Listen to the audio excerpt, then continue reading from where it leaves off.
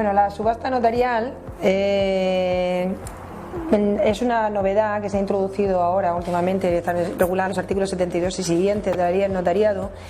y hay que tener en cuenta que solamente constituye una subasta notarial la subasta que va supervisada en todo tiempo por el notario. O sea que desde el principio hasta el final es el notario el que dirige la subasta y esta se realiza a través del portal de subastas del Boletín Oficial del Estado. Lo digo porque se están anunciando como subastas notariales subastas que en realidad no lo son, en las que se están haciéndose por entidades privadas a través de sus propias web y donde la intervención del notario se limita a protocolizar el resultado de la subasta. Esas subastas no son notariales, solamente son notariales las que se realizan a través del portal de subastas del Boletín Oficial del Estado y con el control del notario. Las subastas notariales se pueden venir motivadas por un expediente administrativo o judicial o, por ejemplo, por el cumplimiento de un contrato, porque le hayan pactado las partes que se subaste, o a requerimiento de un particular que quiere vender su vivienda y que solicita a un notario que se transmita. Entonces, respecto a estas últimas, el promotor de la subasta puede elegir el notario que quiera, es de libre elección. También puede determinar cuáles son las condiciones que van a regir la subasta. En el caso de que no haya establecido unas condiciones especiales, pues se aplica supletoriamente la legislación notarial. Y comienzan con un requerimiento que se hace al notario. Entonces, en el requerimiento, el particular pues hace constar cuáles son sus datos personales, cuáles son los datos del inmueble que quiere subastar, las características físicas del mismo, cuál es el estado de cargas, su situación arrendaticia y su situación urbanística, y cuál es el estado de deudas, si tiene pendiente algún tipo de comunidad de propietarios, de recibos de contribución, etcétera. Entonces el notario también tiene que hacer constar cuál es la situación catastral, porque por ejemplo si no estuviera coordinada adecuadamente en el catastro, pues lo debe mencionar, y cuál es el precio de salida por el que quiere subastarla. El notario, antes de iniciar el expediente y sobre todo justo antes de empezar la subasta, pues va a consultar el registro público concursal para comprobar si la persona, el promotor del expediente, el que quiere vender, está en situación de concurso de acreedores o no, para ver si hay alguna limitación para que pueda vender. Luego también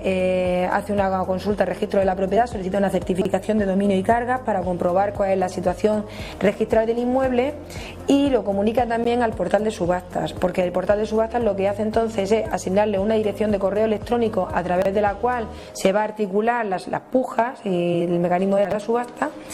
Y por otra parte también le notifica que se va a subastar ese inmueble para que no se pueda subastar dos veces el mismo inmueble en el portal de subastas. Una vez que se decide iniciar el expediente, se procede a la publicación de la subasta. La publicación de la subasta, para publicarla, simplemente se hace constar quién es el notario que estaba llevando la subasta, el número de protocolo del acta y cuál es la dirección de correo electrónico que nos ha asignado el portal de subastas. Una vez que entramos en el portal de subastas, ahí tenemos toda la información referente al inmueble, pues de todo lo que hemos comentado anteriormente, de titularidad, de estado de carga, de situación arrendaticia, etcétera. Y una serie de menciones especiales, como por ejemplo si se puede visitar el inmueble, si hay algún tipo de documentación interesante para el inmueble que se puedan examinar en la notaría, si el vendedor se ha reservado, por ejemplo, el derecho a no aceptar el remate, o sea, a pesar de haber fijado un precio mínimo en la subasta y aunque se superara la subasta, finalmente él se reserva el derecho de decidir si no quiere vender, aunque se obtenga un precio superior. Si se puede ceder el remate a un tercero, o sea, si la persona que se adjudica el bien en la subasta antes de hacer el acto definitivo de otorgamiento de la escritura puede ceder ese remate a otra tercera persona, si el precio se puede aplazar o no, el precio de adjudicación en la subasta, el pago del precio, y sobre todo cuál es la cantidad que se tiene que consignar para poder intervenir en la subasta. Siempre hay que consignar una cantidad mínima, que suele ser el 5%, pero bueno, se puede fijar una cantidad superior. Todas estas condiciones aparecen en el portal de subasta y se puede acceder directamente a esa información a través de la dirección de correo electrónico que se proporciona en el anuncio de la subasta. Por otra parte, el notario, una vez que se empieza la subasta, pues notifica a los arrendatarios o ocupantes del inmueble que se va a proceder a la subasta y también lo notifica a los titulares de cargas que resulten de la certificación de dominio y cargas que ha pedido el registro de la propiedad. A continuación se inicia el periodo para poder presentar las pujas Suele ser de 20 días, pero también en las condiciones de la subasta el promotor del expediente puede fijar un plazo diferente.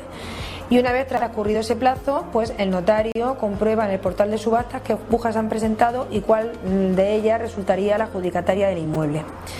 Una vez que se ha determinado quién es el adjudicatario del inmueble, se hace una diligencia por parte del notario y se da un plazo para pagar el resto del precio, a no ser que haya habido un aplazamiento. Sí, y siempre y cuando el propietario haya aceptado la puja, si es que se hubiera reservado el derecho a no aceptarla. Si transcurrido el plazo correspondiente no se ha pagado el precio, se va al siguiente postor. Si se ha pagado el precio, pues ya se extiende una diligencia de finalización de la subasta con adjudicación del inmueble al rematante que ha satisfecho el precio en la totalidad. En ese supuesto ya hay que otorgar la escritura pública de venta por el promotor del expediente y el adjudicatario. Si se otorga la escritura pública, ningún problema, pero si no se adjudica, si no se otorga, el acta de adjudicación en la subasta constituye título suficiente para que el adjudicatario pueda acudir al juzgado y exigir que se otorgue escritura pública a su favor, y entonces se entendería, suple el consentimiento del vendedor. El promotor del expediente no hace falta que firme si así lo dice la autoridad judicial.